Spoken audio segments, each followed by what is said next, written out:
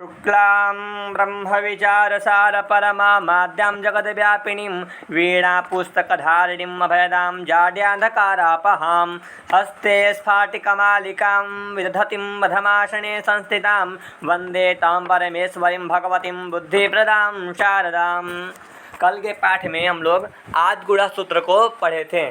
कल हम लोग उपेन्द्र गंगोत्कम इस प्रयोग का सिद्धि कर लिए थे और आज हम लोग उपदेशे अजनुनासिक इस सूत्र को अच्छे से पढ़ेंगे। सबसे पहले हम देखते हैं कि सूत्र में कितने पद हैं। उपदेशे सप्तम्यंत पद है, अच प्रथमांत पद है, अनुनासिकः प्रथमांत पद है और इतः ये भी प्रथमांत पद है। मतलब इस सूत्र में 4 पद हैं।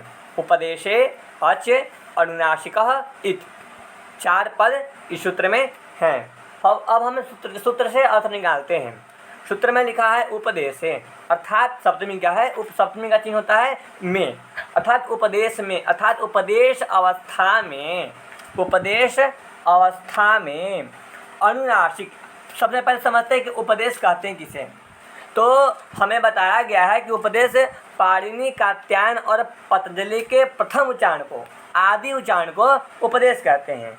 ठीक, पाणिनि, कात्यायन और पतंजलि के प्रथम उच्चारण को उपदेश कहते हैं।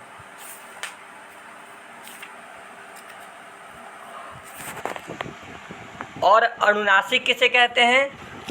तो कहते हैं कि अनुनासिक प्रतिज्ञानुनासिक्याः पाणिनीयाः। ठीक, कहते हैं कि पाणिनि के जो अनुनासिक वर्ण है, पाणिनि जी के जो अनुनासिक वर्ण है उनके व्यवहार से पहचाने जाते हैं। अर्थात पाणिनि जी कोई भी ऐसा सूत्र नहीं लिखे हैं जिसमें अच को अनुनासिक और अनुनासिक सिद्ध किया गया हो। ठीक, प्रतिज्ञा अर्थात पाणिनि जी ने जहाँ माना है, जहाँ उन्होंने अनुनासिक का व्यवहार किया है, उसको हम लोग अनुनासिक मानते हैं। जैसे लिखा हुआ है प्रतिज्ञा अनुनासिक्याः पाणिनीयाः। पाणिनीयाः मतलब पाणिनि शिष्याः, अर्थात पाणिनि के जो शिष्य हैं, पाणिनि जी के जो शिष्य हैं वो पाणिनीयाः कहलाते हैं। अर्थात हम लोग क्या हैं, पाणिनीयाः हैं। कहते हैं कि पाणिनि जी जहाँ जहाँ अनुनासिक माने हैं, अनुनासिक अच माने हैं, उनको हम लोग भी मानते हैं। ठीक, जैसे हम लोग संज्ञा प्रकरण में पढ़े हैं, हकारादिष्वकार उच्चारणार्थः लड़ मध्ये तु इत संज्ञकः। ठीक, अर्थात लड़ सूत्र के मध्य में जो आकार है, लड़ सूत्र के मध्य में जो आकार है वह इत संज्ञक है। अगर हम लोग हटा लेते हैं इसको तो शायद अच्छे से समझ जाएं, क्योंकि शायद हमें बोलने में थोड़ा हम हिचकिचा रहे हैं। देखिए, जैसे देख लेते हैं कि ह, य, व, र। ठीक, ऐसा आता है बट ऐसा आता है। तो अयुड़ के आकार से लेके अयुज के चकार तक ये 4 सूत्र होते हैं, अयुड़, रेलिक एवं अयौज। ये स्वर वर्ण होते हैं। इनके बाद हैवट जो होता है, हैवट से शुरू होता है, यह व्यंजन वर्ण शुरू होते हैं। ठीक ना। तो कहते हैं हकारादिषु आकार उच्चारण अर्थात हकार, हकारादिषु, हकार मतलब ह, अकारादिषु मतलब ह में जो अ है, य में जो अ है, व में जो अ है, र में जो अ है, वह किस लिए है? तो वह उच्चारणार्थ है, वह केवल उच्चारण मात्र है। क्योंकि व्यंजन जो वर्ण होते हैं उनका स्वर वर्ण के बिना उच्चारण करना संभव नहीं है। ठीक, तो हकार आदि में जो आकार लगा है वह किस लिए है? तो वह केवल उच्चारण के लिए है। लेकिन कहते हैं इसके अगला सूत्र कौन सा है? लड़। ऐसा रहता है लड़। ठीक, तो कहते हैं लड़ मध्ये तु इत संज्ञकः।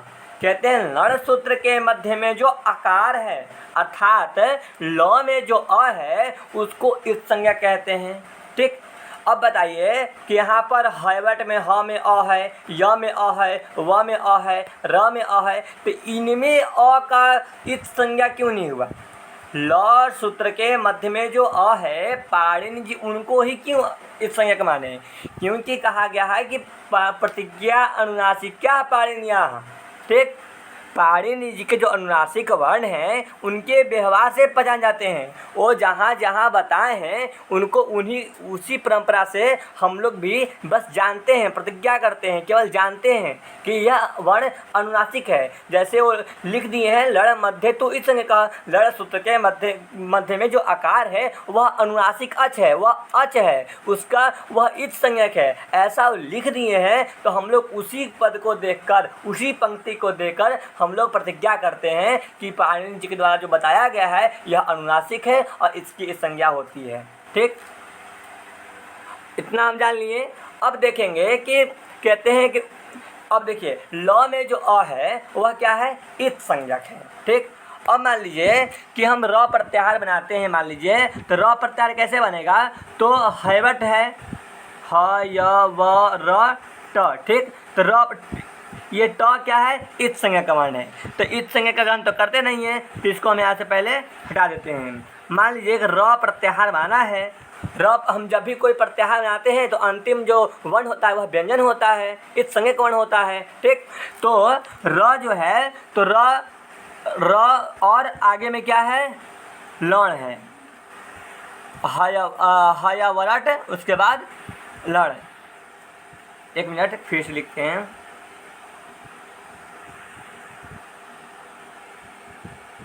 ह य व र ट,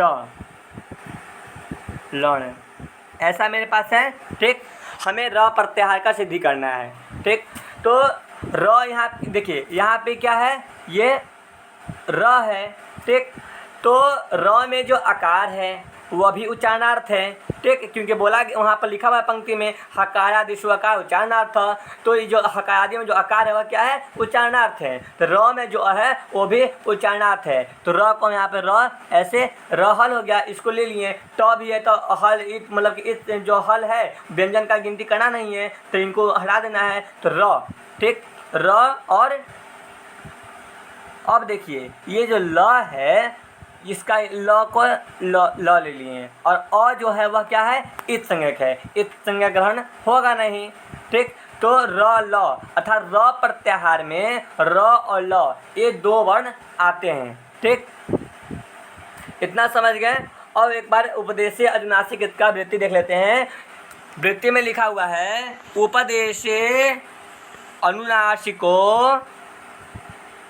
उपदेशे अनुनासिको अच इत संज्ञा स्यात्, अर्थात उपदेश अवस्था में अनुनासिक अच का इत संज्ञा होता है। उपदेश अवस्था में उपदेश समझ लिए, हम अनुनासिक समझ लिए। उपदेश अवस्था में अनुनासिक अच क्या होता है? इत संज्ञा होता है। ठीक है, तो ये जो लण है, जो ये लण है ल अ, ये जो अनुनासिक अ है इसका इत संज्ञा हम मानते हैं, इसलिए र और ल ये दो वर्ण र प्रत्याहार में आते हैं। ठीक, तो उपदेश अवस्था में अनुनासिक अच क्या होता है?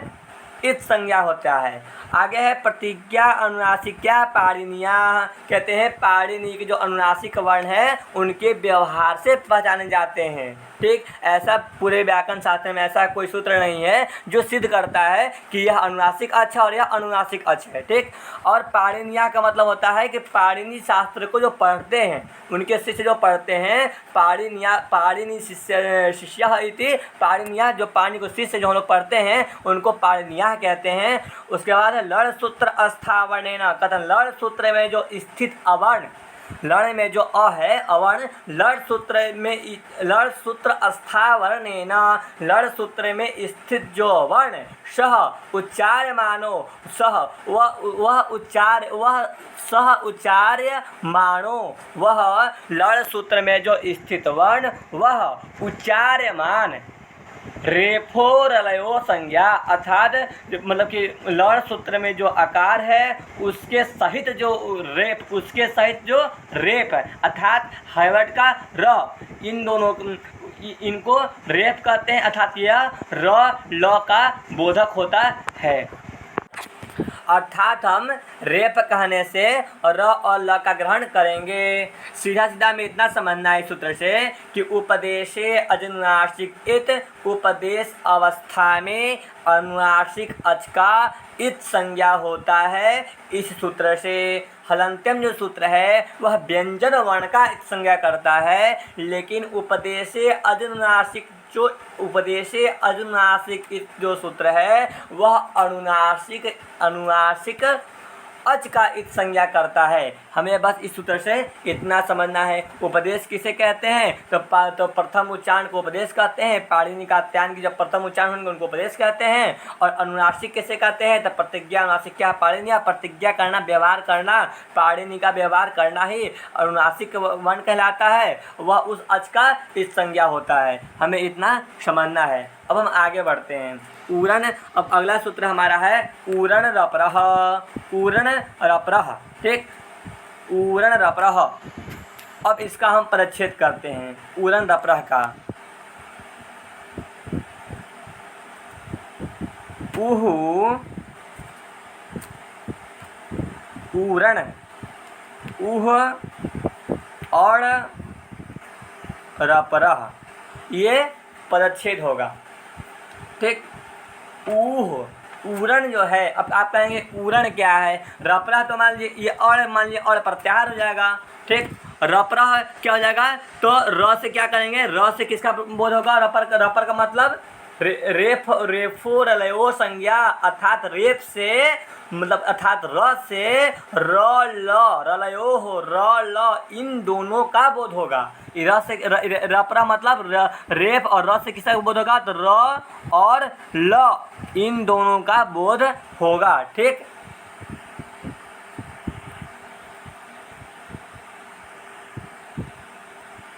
हाँ, अब देखिए, अब कहेंगे उरण क्या है तो कहते हैं कि उरण जो है यह ऊ है, ठीक, और ये अड़ है।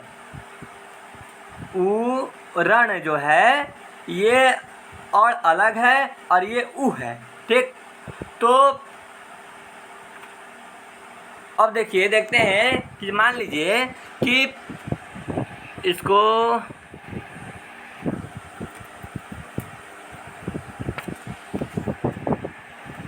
मान लीजिए कि मातृ शब्द रहता है, ठीक। तो मातृ शब्द का पंचमी में क्या षष्ठी में क्या बनता है, मातुः, क्या बनता है, मातुः। पितृ शब्द का षष्ठी में क्या बनता है, पितुः। उसी तरह री शब्द का षष्ठी में क्या बनता है, ऊह, षष्ठी में क्या बनता है, ऊह। तो यहाँ पे जो उरण रपरः में जो ऊह लिखा है, ऊह का मतलब क्या है, ऊह कहाँ बनता है, षष्ठी में, किसका, री शब्द के षष्ठी में ऊह बनता है, अर्थात इसका अर्थ होगा ऋकारस्य। क्या अर्थ होगा, ऋकारस्य। एक मिनट, सबसे पहले सूत्र को लिख देते हैं, ऊह और रपरः, ठीक। यह परिच्छेद हो गया। ऊह अर्थात क्या हो गया, ऋकारस्य, क्योंकि री शब्द के षष्ठ्यंत में क्या बनता है, ऊह बनता है। तो षष्ठी में री को क्या षष्ठी में क्या हो जाएगा, ऋकारस्य, अर्थात ऊह शब्द के षष्ठी में क्या होगा, ऋकारस्य, ठीक, ऋकारस्य। अब देखिए, हम लोग अच संधि जब शुरू किए थे तो हम लोग पढ़े थे षष्ठी स्थानीय योगा। कहता है कि जिस सूत्र के जिस पद में षष्ठ्यंत लगा हो उसके आगे क्या जोड़ते हैं, हम स्थानीय जोड़ते हैं। तो षष्ठी स्थानीय योगा से स्थानीय जोड़ते हैं। तो ऊ में लगा है षष्ठी, ऊ क्या है, षष्ठ्यंत है, तो ऋकारस्य स्थाने ऐसा हम जोड़ देंगे। ऋकारस्य स्थाने आगे लिख देंगे और, ऋकारस्य स्थाने और आगे लिख देंगे फिर रपरः, अर्थात ऋकार के स्थान में, ऋकार के स्थान में जो अड़, ऋकार के स्थान में जो अड़ आदेश होगा, ठीक, ऋकार के स्थान में जो अड़ आदेश होगा वह कैसा होगा, तो रपरह, रपरह अर्थात र और ल, र और ल। अर्थात कहने का मतलब है कि ऋकार के स्थान में जो अड़ आदेश होगा, अड़ अर्थात अ इ उ, कहते हैं ऋकार के स्थान में, ऋकार के स्थान में अगर अड़ प्रत्याहार का कोई वर्ण आदेश होगा, ऋकार के स्थान में अगर अड़ प्रत्याहार का कोई वर्ण आदेश होगा, अ इ उ, इनमें से कोई आदेश होगा तो वह रपर और लपर होकर आदेश होगा, ठीक। अब हम इसको घटाते हैं कृष्णार्थी प्रयोग में। कृष्ण धन रिद्धि, ऐसा प्रयोग मेरे पास रहता है, ठीक। अब इसमें हम सूत्र लगाएंगे कौन सा, आद गुणः, आद गुणः कहता है अवर्ण से, अवर्ण क्या हुआ, तड़ा उत्तरवर्ती आकार, ठीक, ये अवर्ण हुआ, ठीक।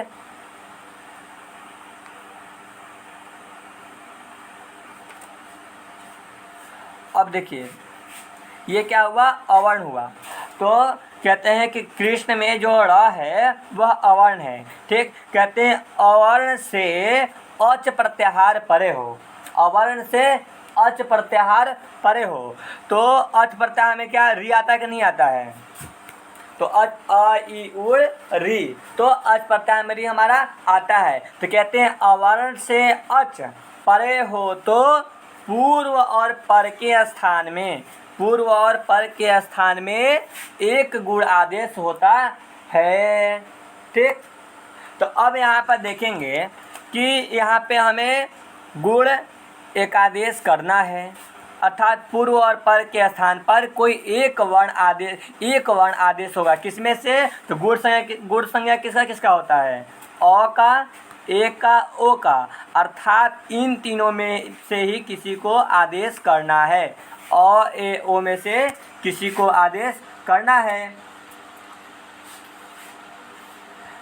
तो अब हम स्थानीय अंतरतमः सूत्र से स्थान को मिलाएंगे। अ का उच्चारण स्थान क्या होगा, अकुह विसर्जन्यानाम कंठः, ठीक, अ ए ओ, तो अ का क्या हो गया उच्चारण स्थान, कंठ, ठीक। तो यहाँ पे अ जो है, अ ए ओ जो गुण संज्ञा का वर्ण है, तो अ इनमें सभी का कंठ मिल रहा है। देखिए अ का भी कंठ है, ए का भी कंठ और तालु है, और ओ का भी कंठ और ओष्ठ है, तीनों में कंठ मिल रहा है। तो मतलब कहने का मतलब है कि तीनों में समानता और इससे तीनों में गुण मिल रहा है। इसमें जो गुण है, इनका जो गुण है कंठ, ये कंठ तीनों और में मिल रहा है, अर्थात अ ए ओ में से किसी को भी हम यहाँ पर आदेश कर सकते हैं। लेकिन पूर्व और पर के स्थान पर करता है, तो अब हम पर का जब मिलाएंगे, पर का जब हम गुण मिलाएंगे तो इसका उच्चारण स्थान है ऋटूर शानाम मूर्धा। इसका क्या है, ऋटूर शानाम मूर्धा। तो ना तो मूर्धा इसका है, न तो मूर्धा इसका है, और ना तो मूर्धा इसका है, अर्थात तीनों में से किसी का भी उच्चारण स्थान मूर्धा नहीं मिल रहा है। तो अब क्या करेंगे, आखिर करना इसी में से किसी को है, और मूर्धा किसी का उच्चारण स्थान नहीं मिल रहा है। तब हम क्या करते हैं कि तब हम देखते हैं कि देखिए ये जो अ है इसका गुण तीनों में है, ठीक। अ का गुण किस में है, तीनों में है, और री का गुण किसी में भी नहीं है। तो अ से जब हम गुण मिलाएंगे तो अ का केवल एक होगा क्या, कंठ है, मतलब इसमें एक असमानता है, ठीक। ए में कितना है, तो ए में दो असमानता है, कंठ और तालु, इसमें दो असमानता है, और इसमें कंठ और ओष्ठ, इसमें भी दो असमानता है। तो आप जिस व्यक्ति में दो असमानता होगा, जिसका हाथ और पैर दोनों टूटा होगा, तो आप उसको लाएंगे या जिसका किसी एक अंग टूटा होगा उसको लाएंगे। तो इसी तरह मान लीजिए यहाँ पे कि अ ए ओ में इसमें दो असमानता है, इसमें दो समानता है क्योंकि कंठ तालु है और इसका कंठ और ओष्ठ है, लेकिन अ जो है वह अकेला है। अकुह विश्राम कंठ, इसका भी कंठ है और इसका भी कंठ है, अर्थात हम अ को लाएंगे। ठीक, एक असमानता वाले को लाएंगे। तो इस तरह हम ये निश्चित किए कि उच्चारण स्थान मिलाने के बाद हम अ को लाएंगे क्योंकि अ में एक असमानता है और दोनों में ए और ओ में दो असमानता है। ठीक, तो इसको लाएंगे, अ को लाएंगे, अर्थात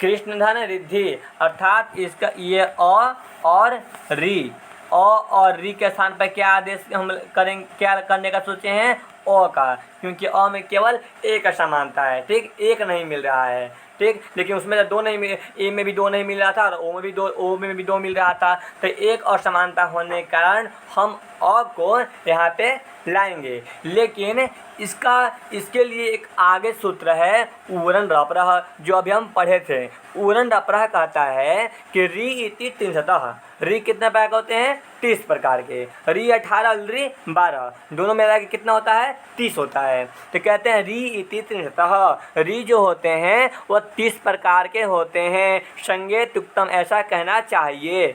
तत्स्थाने, अर्थात री के स्थान में, तत्स्थान मतलब री के स्थान में, उसके स्थान में, अर्थात री के स्थान में जो अड़, री के स्थान में जो अड़, अर्थात री के स्थान में जो अड़ आदेश होगा, अ ई उ, अ ई उ, इन तीनों वर्ण में से अगर कोई वर्ण आदेश होंगे तो वह सह, अर्थात वह रपरह शण्य व प्रवर्तते, मतलब वह रपरह अर्थात र ल, अर्थात वह रपर और लपर होकर ही प्रवृत्त होगा, अकेला प्रवृत्त नहीं होगा। अर्थात हम ये समझेंगे कि कृष्ण में जो अड़ उत्तरवर्ती जो आकार है और रिद्धि का जो रिकार है, उसके स्थान पर हम जो स्थान मिलाकर अ को ला रहे थे, अ जो अकेला आ रहा था, उसके लिए सूत्र आया उरण रपरह। ये कहता है कि री के स्थान पर अगर कोई, आप री के स्थान पर अगर आप और आदेश कर रहे हैं, और प्रत्याहार में आता है अ ई उ, अर्थात री के स्थान पर अगर आप अ ई उ इन तीनों वर्णों में से किसी को आदेश कर रहे हैं तो वह रपर और लपर होकर प्रवृत्त होगा। अब बताइए कि र और ल, इसमें से यहाँ पर कौन आएगा, तो हम मिला लेंगे उच्चारण स्थान। री का उच्चारण क्या है, ऋतुल सानाम मूर्धा, और ल का तो ऋतुल सानाम दंताः, अर्थात ऋतुल सानाम मूर्धा। री से किसका उच्चारण मिल रहा है, र का, तो हम र ले आएंगे तो हो जाएगा और, अर्थात अब हम करेंगे कृष्ण र, हल हो गया, अ हो रहा था आदेश तो र ले आएंगे कृष्ण, और अब बच गया इधर धी। ठीक, और जब इसको मिला देंगे तो बन जाएगा कृष्णार्थी, कृष्ण र मिल जाएगा, और र के बाद व्यंजन है तो र कहाँ चल जाएगा, ऊपर। एक मिनट, ये देखिए कृ श र में अ मिल गया तो पूरा हो गया कृष्ण। ठीक, र जो है आगे में व्यंजन है इसलिए र कहाँ चला जाएगा, ऊपर, तो बन गया कृष्णार्थी। कृष्णार्थी ऐसा प्रयोग बन गया। अब तवल कारा बनाना है। तवल कारा में क्या क्या होता है, तो त रहता है प्लस लृकारः रहता है। ठीक, यहाँ पर लगा देंगे आद गुणः, अवर्ण से अच पर में है। ठीक, तो अवर्ण से अच पर में हुआ तो अब तो इसके लिए तो गुड़ आदेश करेंगे। गुड़ संज्ञा का वर्ण है अ ए ओ, तो इनमें से किसी को आदेश करना है तो स्थानीय अंतरतम से स्थान मिलाएंगे। जब हम स्थान मिलाएंगे तो अ और अ का क्या मिल जाएगा, कंठ है। लेकिन री का जो उच्चारण स्थान है लितूल सानम दंता, ये तीनों में से अ ए ओ में से किसी का भी उच्चारण स्थान दंत नहीं है। और तो उसी तरह हम यहाँ पर भी अ आदेश करेंगे क्योंकि अ में एक असमानता है और ए और ओ में दो असमानताएं हैं, इसलिए हम एक असमानता वाले को ले आएंगे। तो यहाँ पर अ को लाएंगे, जब हम अ को लाएंगे तो यहाँ पर सूत्र लग जाएगा उरन डप्रह, अर्थात उरन डप्रह जो है वो सहायता करके उरन डप्रह के सूत्र के सहायता के द्वारा सहायता उससे लेकर कहता उरन डप्रह क्या कहता है, कहता री री 30 री और री में मिला कितने प्रकार हैं, 30 प्रकार होते हैं। तो कहते हैं री के स्थान पर अगर कोई और आदेश हो और प्रत्याहार का वर्ण अ ई उ आदेश हो तो यहाँ पर क्या आदेश हो रहा है, अ आदेश हो रहा है, तो वह र पर और ल पर होकर प्रवेश हो। तो र और ल में से किसी को ले आना है। तब देखेंगे कि इसका उच्चारण किससे मिल रहा है, र से या ल से। तो ऋतुल शानाम दंता, इसका किससे मिल रहा है, ल से, अर्थात ल चलाएगा तो हो जाएगा, हो क्या जाएगा, तव और लिख क्या हो गया, ल हो गया। इधर कारह, और जब मिला देंगे तो क्या हो जाएगा, तो वह पूरा हो गया और ये ल आधा और ये का रह, कवल कारह, ऐसा प्रयोग हमारा बन जाएगा। तवल कारह, इस तरह हमारा प्रयोग सिद्धि हो गया। अब कल सूत्र चलेगा लोपः शाकल्यस्य।